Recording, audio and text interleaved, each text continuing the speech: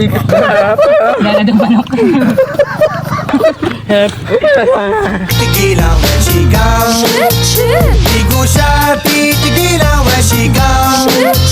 Di ko siya titigilan, di ko siya titigilan, di ko siya titigilan when she comes. Ganda ng aming samahan at walang nanlalamig. Mas basa mag-asawa ang aming dinadaig.